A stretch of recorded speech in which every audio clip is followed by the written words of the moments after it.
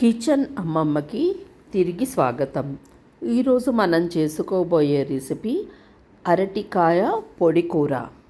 కొంతమంది దీనిని అరటికాయ ముద్దకూర అంటారు, కొంతమంది దీన్ని అరటికాయ ఫ్రై అంటారు. మేమైతే అరటికాయ పొడి కూర అంటాము. దీనికోసం నేను 3 అరటికాయలని తీసుకున్నాను.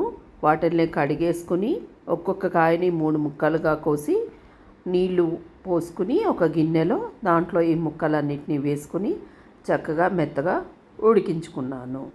దీనికోసము తొక్క తీయక్కర్లేదు, డైరెక్ట్గా ఉడికించేసుకోవచ్చు. అవి ఉడికిపోయాయి. ఈ లోపుగా స్టవ్ మీద ఒక కడాయి పెట్టుకుని కడాయి వేడెక్కాక 1.5 గంటల నూనె వేశాను. తర్వాత నూనె వేడెక్కాక ఒక చెంచాడు శనగపప్పు, ఒక చెంచాడు మినప్పప్పు, ఇవి 2 వేసుకుని కొద్దిగా వేయించాను. తర్వాత ఒక అర చెంచాడు ఆవాలు, అర చెంచాడు జీలకర్ర, ఇవి కూడా వేసేసి దూరగా వేయించుకోవాలి. వేయించుకున్నాక దీంట్లోకి నేను ఒక 6 పచ్చిమిరపకాయలని తీసుకున్నాను. పచ్చిమిరపకాయలని పొడుగ్గా చీలికలుగా కట్ చేసి వాటిల్ని వేసుకున్నాను. అలాగే ఒక పెద్ద ఉల్లిపాయ సన్నగా తరుక్కొని అది కూడా వేసి వేయించుకుంటున్నాను. అలాగే కొద్దిగా పసుపు, అలాగే కడిగిన కరివేపాకు ఇది కూడా వేసి వేయించుకోవాలి. ఈ కూర కోసము తురిమిన అల్లము చాలా రుచిని ఇస్తుంది, అందుకని కొద్దిగా తురిమిన అల్లం కూడా వేసుకున్నాను. ఇవి అన్నీ వేగేలోపు అరటికాయ ఉడికిపోయింది కదా, దాన్ని తొక్క తీసేసి మెత్తగా ఈ విధంగా చేసుకోవాలి. అరటికాయని మనము చేతితో చిదిమేసుకోవచ్చు, లేదు అంటే చాకుతో కూడా కట్ చేసుకుని ఇలా వేసేసుకోవచ్చు.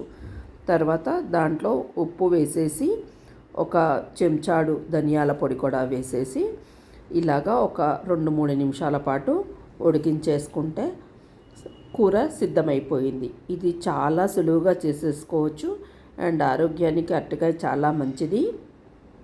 ఎస్పెషల్లీ మనము లాంగ్ జర్నీస్ చేసి ఒక్కొక్కసారి కాళ్ళు వాస్తాయి కదా, అలాంటప్పుడు మనము అరటికాయ తింటే కాళ్ళకి పట్టుకున్న నీరంతా బయటకు వచ్చేస్తుంది. చివరిగా కొద్దిగా నిమ్మకాయ రసం పిండుకొని మొత్తం అంతా కలిపేసుకొని సర్వింగ్ బౌల్లోకి తీసుకొని మనం వేడి వేడి అన్నంలో సాంబార్తో కానీ దేంతో అన్న పేరప్ చేసుకుంటే చాలా టేస్టీగా ఉంటుంది. మీరు ఈ కూరని ఎలా చేస్తారు కింద కామెంట్స్లో తెలియచేయండి. మీరు ఈ రెసిపీని ట్రై చేసి మీకు కనుక నచ్చినట్టయితే లైక్ చేయండి, అలాగే మీ ఫ్రెండ్స్ అండ్ ఫ్యామిలీ మెంబర్స్కి షేర్ చేయండి, అలాగే మా ఛానల్ని సబ్స్క్రైబ్ చేయండి.